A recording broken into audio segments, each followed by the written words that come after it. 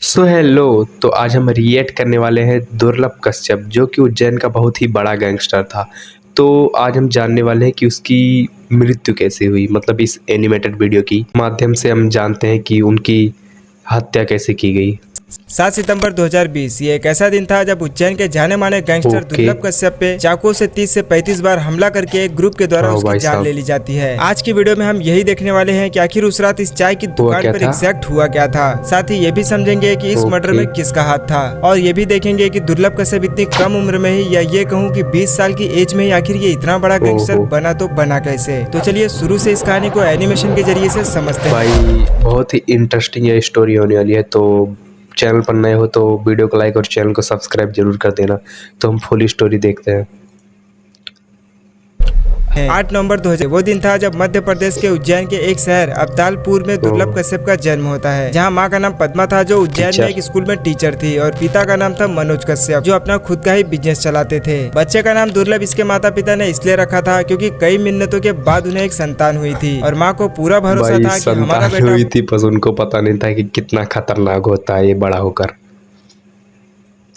बड़ा होकर ये बड़ा काम देखो। जरूर करेगा, लेकिन किसे पता था कि ये बड़ा काम क्राइम की दुनिया की तरफ होगा। खैर क्लास 8 और 9th में ही दुर्लभ अपने स्कूल में पढ़ने वाले बच्चों के बीच होने वाले झगड़ों को सॉल्व करने के लिए बीच में जाया करता था, और लकीली उन्हें सॉल्व भी कर देता था। भाई देखते ही ये देखते शुरू स्कूल से के ही मतलब नायक था, खलनायक नायक दोनों था यार।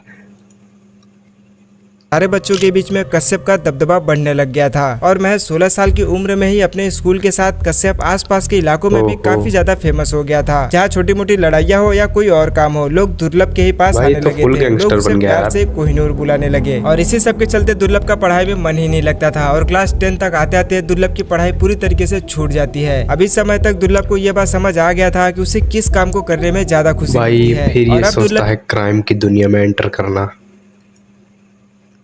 की सोच ये बन गई थी कि उसे उज्जैन का, या ये कहूँ कि गैंगस्टर की दुनिया का सबसे बड़ा डॉन बनने की इच्छा उसके दिल में आ गई थी। खैर ये वो समय था जब एक रैली के दौरान दुर्लभ की मुलाकात ऐसे ही क्राइम करने वाले लोगों से होने लगी, जिसमें सबसे खतरनाक था ये हेमंत वाड़िया उर्फ बौखला। अब इस बौखला से मिलने के बाद दुर्लभ ने फिर कभी भी पीछे मुड़कर नहीं देखा, और पूरी तरीके से अपराध की दुनिया की तरफ अपना कदम आगे बढ़ा चुका था। और इन्हीं सब के चलते उसने अपनी एक खुद की गैंग भी बना ली थी, जिसका नाम था डी कंपनी। और दुर्लभ की सबसे खास बात ये थी कि दुर्लभ अपने खुद के काम धंधे की एडवर्टाइजमेंट के लिए एफबी का इस्तेमाल करता था, जहाँ ये कुछ इस तरीके की बातें अक्सर लिखा करता था कि अगर किसी को किसी तरीके का काम करवाना हो तो हमसे संपर्क करें। अब चाहे वो किसी कुछ भी करा ले सकते थे इसको पैसे देकर, या किसी के हाथ पैर तुड़वाना, या कुछ भी जान से भी मारने के लिए। भाई इसके अलग अलग चार्ज भी थे।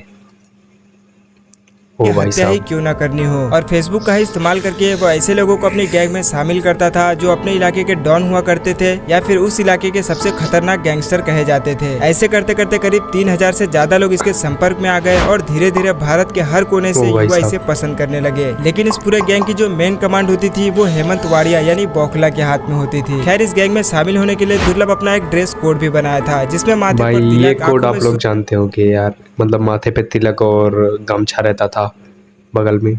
तो भाई ये उन्हीं का ही सिंबल था जो इस गैंग में थे।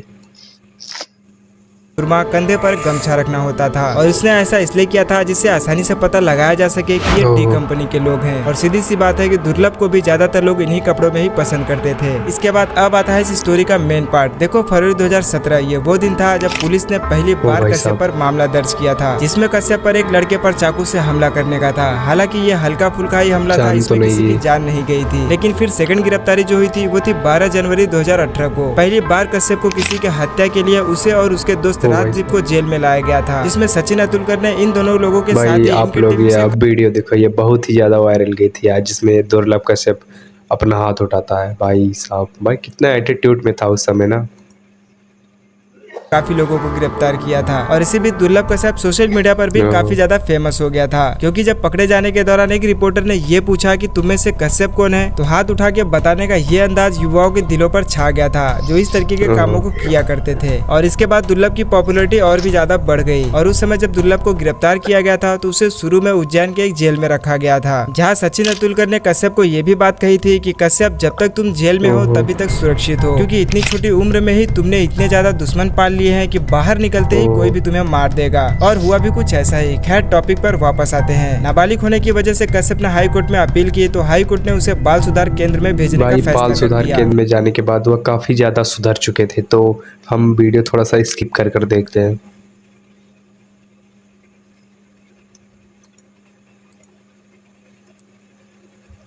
गाड़ी की उस दुकान की तरफ निकल जाते हैं जहां सभी पहुंचकर चाय पी रहे होते हैं कि वहां पर अपनी कार से कुछ और लोग पहुंच जाते हैं। भाई रुको, ये तो सब दुर्लभ कश्यप अपने घर से अपने दोस्तों को लेकर एक चाय की टपरी पर जाता है। फिर वहां पर कुछ एक और गैंग के लोग थे जो कि उसके दोस्त ही थे, बट बाट में कुछ और ही हो गए।